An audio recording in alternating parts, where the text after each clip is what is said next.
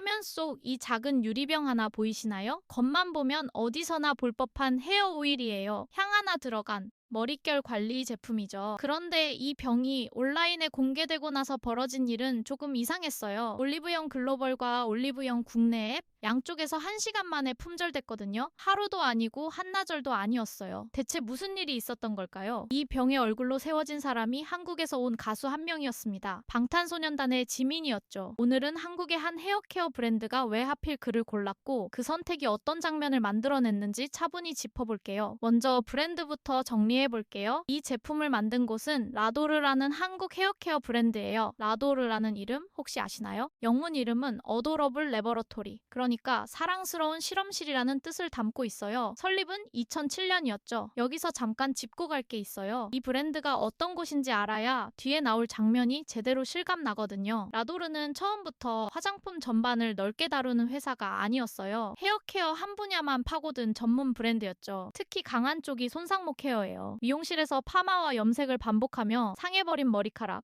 그 까다로운 영역을 살롱급으로 다루는 게 이 브랜드의 간판이었거든요. 그리고 이 회사에는 조금 유별난 원칙이 하나 있어요. 새로 쓰려는 원료를 최소 6개월 동안 테스트한 뒤에야 제품에 넣는다는 거예요. 6개월이면 웬만한 회사가 신제품 하나를 기획해서 출시까지 끝내는 시간이잖아요. 그 시간을 원료 하나 검증하는 데만 쓴다는 뜻이죠. 생산도 전량 한국에서 합니다. 한국 생산을 그대로 지키면서 지금은 미국과 독일 같은 해외 시장으로도 제품을 내보내고 있고요. 화려한 마케팅보다 실험실 쪽에 무게가 실린 브랜드라고 보시면 돼요. 그런 회사가 글로벌 앰버서더라는 자리를 만들어서 한국에서 온 가수 한 명에게 내준 거예요. 그렇다면 여기서 한 가지 의문이 생깁니다. 왜 하필 그였을까요? 그리고 그 결과가 왜 1시간 품절이라는 형태로 나타났을까요? 크게 3가지로 나누어 볼 수 있어요. 첫 번째는 브랜드의 언어와 사람이 겹친다는 점이에요. 라도르가 가장 자신 있어 하는 건 상한 머리카락을 되살리는 일이죠. 그런데 무대에서는 아티스트만큼 머리카락을 혹사하는 직업도 드물어요. 활동마다 색을 바꾸고 매 무대마다 열기구로 형태를 잡잖아요. 손상목 케어라는 제품의 말과 무대 위의 삶이 자연스럽게 이어지는 거예요. 유명하다는 이유만으로 얼굴을 데려온 게 아니라 제품이 하는 말과 사람이 포개지는 자리를 찾은 셈이죠. 두 번째는 시점이에요. 라도르는 이미 미국과 독일 등지에 나가 있는 브랜드예요. 국내에서만 통하는 이름으로 남을 생각이 없다는 뜻이죠. 그런 브랜드에 필요한 건 국내용 광고 모델이 아니라 국경을 건너서도 이름 하나로 설명이 끝나는 얼굴이에요. 앞에 굳이 글로벌이라는 단어가 붙은 이유가 여기 있죠. 세 번째는 제품 자체의 성격이에요. 앰버서더 발표 뒤에 공개된 제품이 퍼퓸 헤어 오일이었거든요. 말 그대로 향을 앞세운 헤어 오일이죠. 그런데 향이라는 건 온라인에서 가장 팔기 어려운 감각이에요. 화면으로는 맡을 수가 없잖아요. 그래서 브랜드는 향에 이름과 이야기를 붙였어요. 향의 이름은 오스만투스, 우리가 흔히 금목서라고 부르는 그 가을꽃이에요. 캠페인 문구는 오스만투스 향기가 온 세상을 물들이다였고 화면은 달빛이 내려앉은 듯한 몽환적인 톤으로 채워졌죠. 맡을 수 없는 향을 사람과 장면으로 대신 설명한 거예요. 그리고 그 설명이 통했다는 사실이 1시간이라는 숫자로 돌아온 거죠.